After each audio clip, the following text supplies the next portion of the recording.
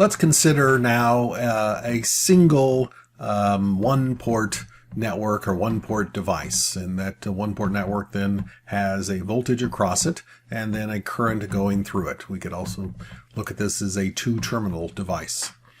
If it's linear time invariant, we can assume that we are using a sinusoidal current or voltage to excite it.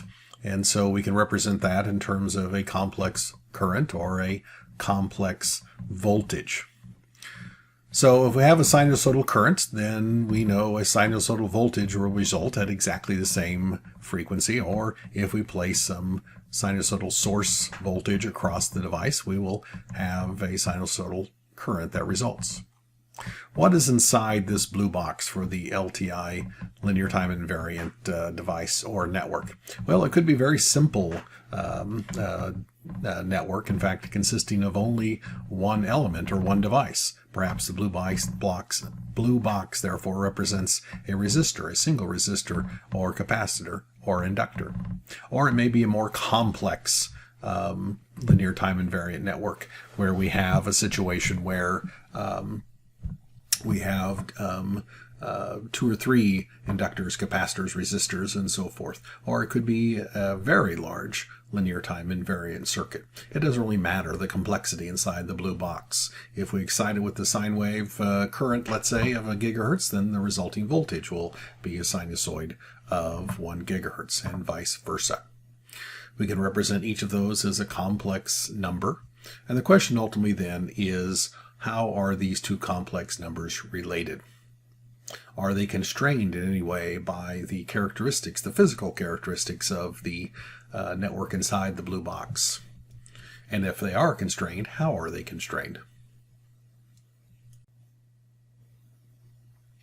So we know that the complex voltage and current, the sinusoidal voltage and current through that linear time invariant device, is constrained by the device itself. Specifically, what we worry about are the physical characteristics of the device. What are the resistances and inductances and capacitances and so forth of the linear elements within that circuit?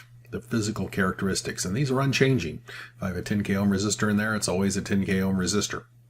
Likewise, what we'll find is the resulting voltages and currents are constrained by the frequency of the sinusoidal oscillation. The frequency of the voltage or the frequency of the current? Well, we know they're the same. They will be, because it's linear time invariant, they will be both the same for current and voltage. So omega and the physical characteristics of the circuit itself will place a constraint on the resulting voltage and current. Not on the voltage by itself or the current by itself. No, the constraint that it places is on the ratio of the two. The voltage, the complex voltage, theoretically can be anything. The current can be theoretically anything. But the ratio of those two must be, in fact, a specific complex number. A complex number that, again, depends on the physical characteristics of the things inside the blue box and on the frequency of the sinusoidal oscillation.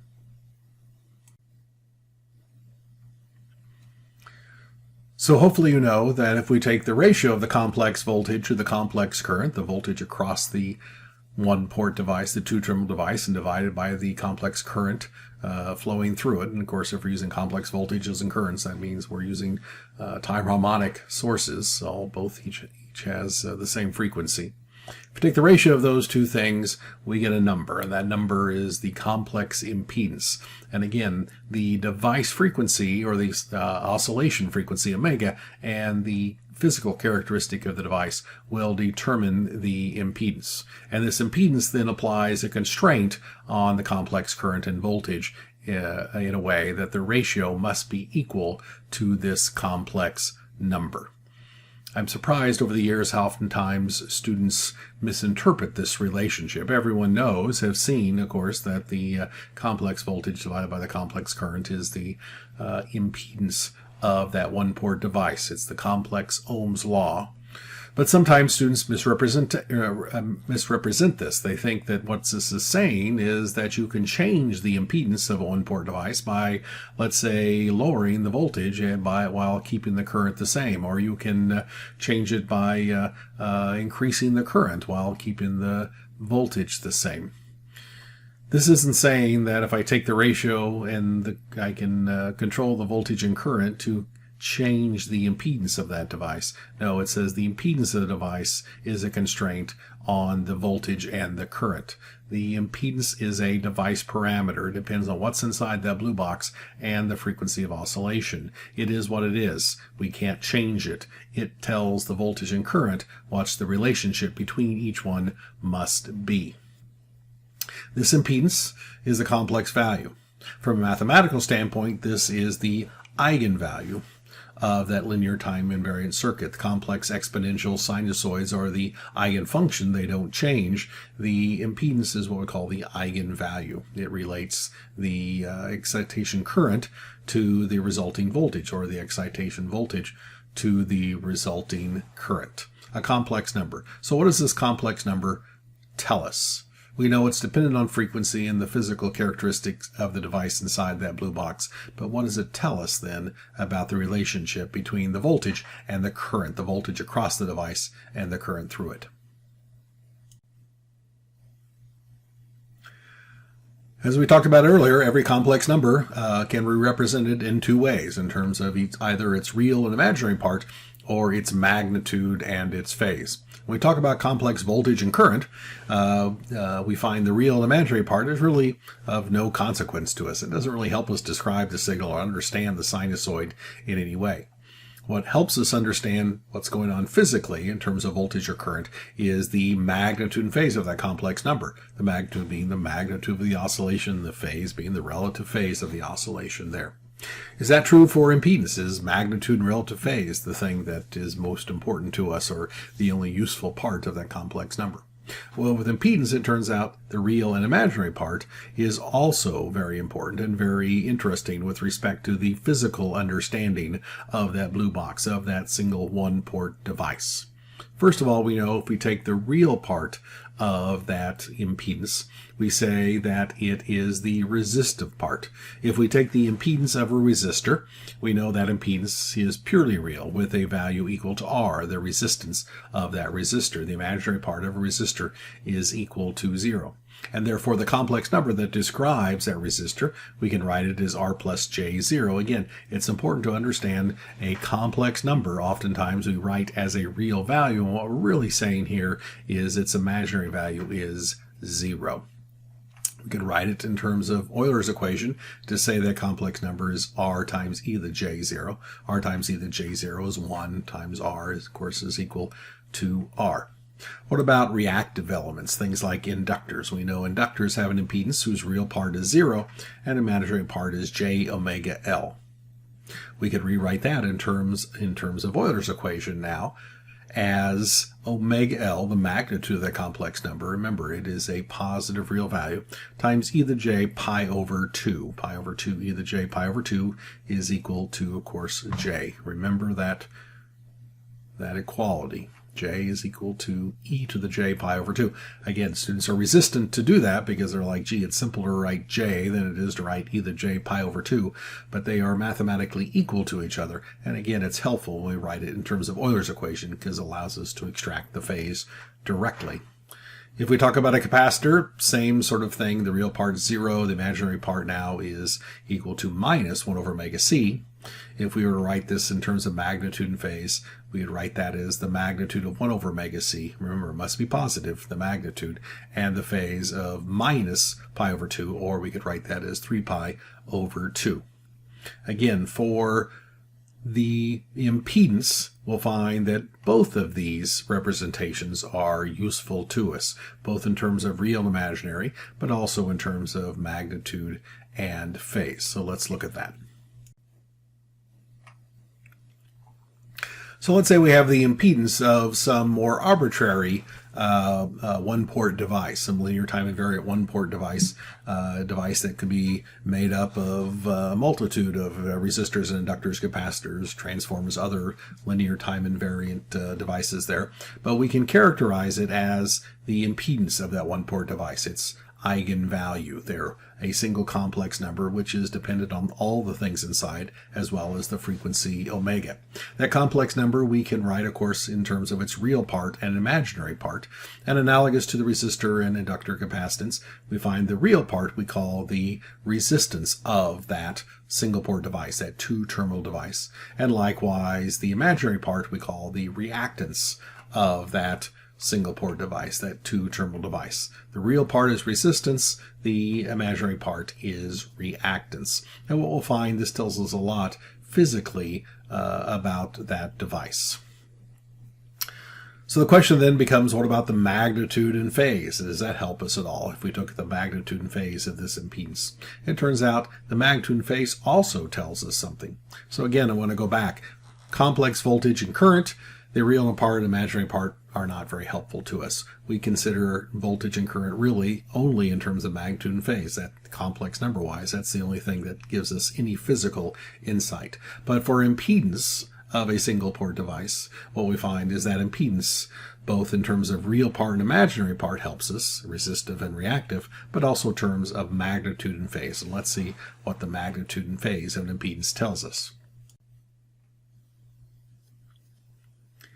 So to determine what the magnitude and phase of impedance tells us, it's fairly simple. We go through and we take the magnitude of the impedance of a single port device, a two-terminal, and if we write the complex voltage now in terms of magnitude and phase, and the complex current in terms of magnitude and phase, then we can go through and write the impedance now in terms of its magnitude and its relative phase. And so it's pretty easy to extract out the magnitude of the impedance and the relative phase. We take the magnitude and clearly it's equal to this value. The magnitude of the impedance is simply the ratio of the magnitude of the voltage oscillation to the magnitude of the current oscillation. What we find is if the magnitude of the impedance is very, very large, then we find that the current is very small compared to the voltage. Small current sort of implies something approaching a short circuit. Or if we find that the impedance is very small, then we find that the voltage is very small compared to the current. And again, as that approaches zero, that sort of implies a short circuit as the impedance gets smaller and smaller. So the impedance magnitude tells us the ratio of the magnitudes of voltage and current, which is, again, very important physically to understand what's going on, particularly with respects to things like shorts and opens.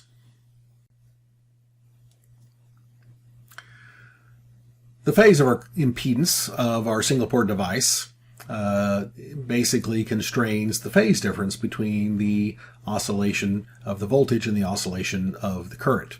If we were to compare the voltage oscillation and the current oscillation, and let's say that phase difference here is equal to zero, it means they're in fact oscillating in phase. If we look at this phase difference and the voltage and current, the difference in phase is 180 degrees or pi, we'd find if we looked at them, they'd be voltage oscillating, again, 180 degrees out of phase. If we looked at it and it was 90 degrees, it would be a 90 degree change in phase, or 90 degrees the other direction, depending on the sign. And so if we have a resistor, for example, we find that the phase would be equal to zero, voltage and current, the oscillation, voltage across the resistor to the current through the resistor, they're always oscillating exactly in phase. Or if we look at a single inductor or capacitor, they're 90 degrees out of phase, voltage and current. We always have a 90 degrees phase shift.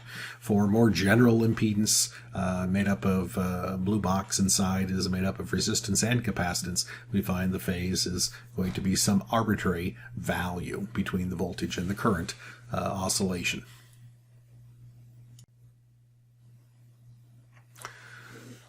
So one of the most important concepts to understand is when we talk about a single port device, a two-terminal device, is that if we know the impedance, then really we know everything we need to know about that device. If the current and source are sinusoidal, all we need to know is the voltage, the magnitude rather, and the relative phase, and the impedance will allow us to determine that directly.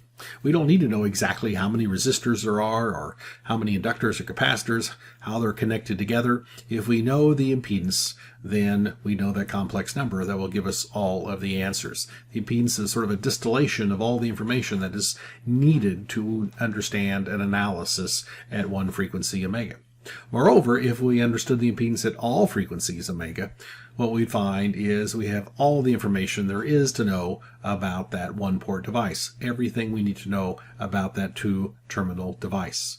We can take the schematic and throw it away. We don't need any further knowledge. The eigenvalue as a function of frequency tells us everything that is required to know about that linear time invariant one-port device. And this is a very powerful thing, that we can distill all of this circuitry and complex schematics and different resistors, inductors, capacitors, transformers, different linear devices. We can distill it down into one complex number at a given frequency, or a complex function of frequency if we're looking at all the different values of omega. And that's all we really need to know if we're doing sinusoidal time harmonic analysis.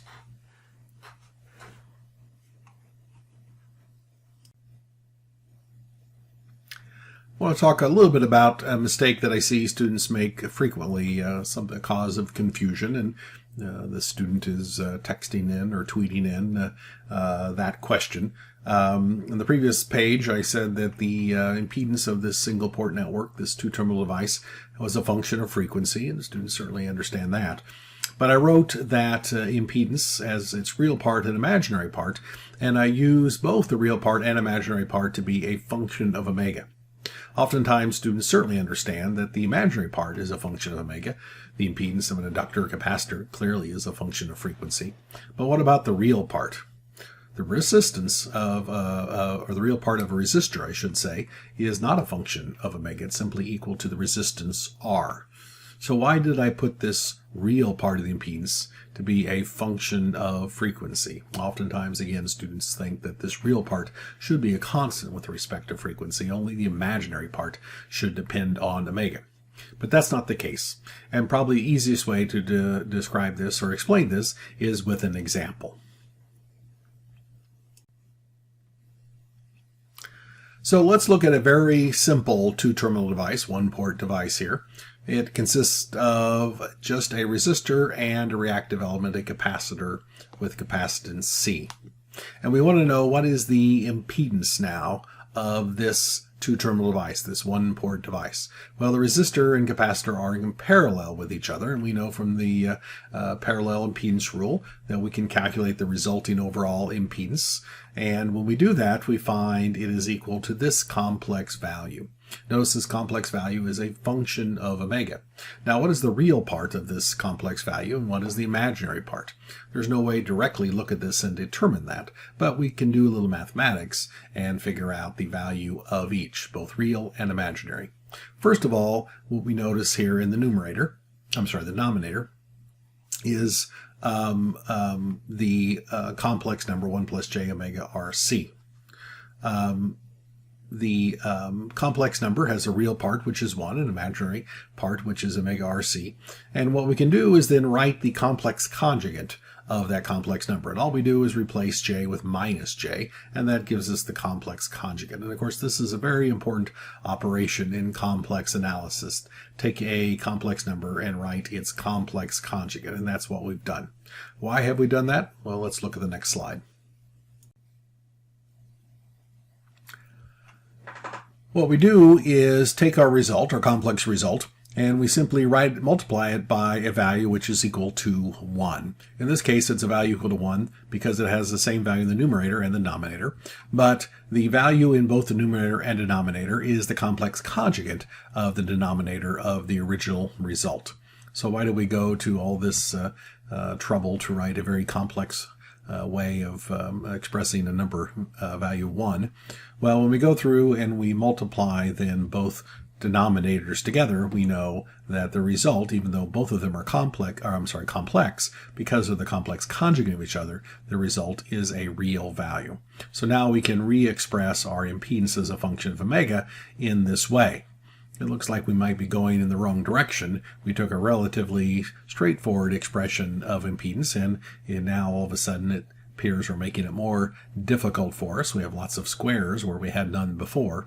But the reason that this result is a better result for us for what we're trying to achieve is that when we look at the denominator, it is purely real. Here the denominator was complex, now it's purely real.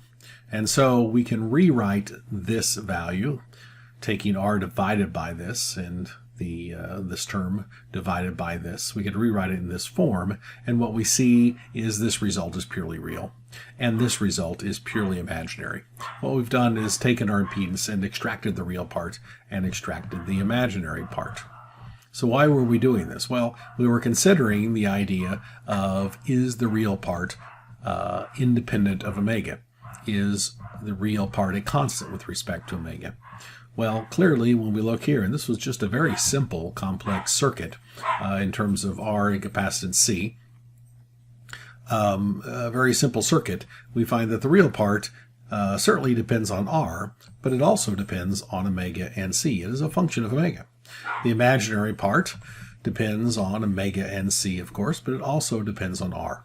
And so when we have a situation where we have a linear time invariant circuit made up of real components like resistors and reactive elements like inductors and capacitors, what we find is that the real part and the imaginary part are both dependent on omega, but likewise dependent on all of the resistors and reactive elements, and the imaginary part is dependent on all the reactive elements in addition to resistors. And so they get coupled together, and bear this in mind, that it doesn't work out that the resistive part only depends on the resistors and the reactive part only depends on the reactive elements, the inductors and the capacitors.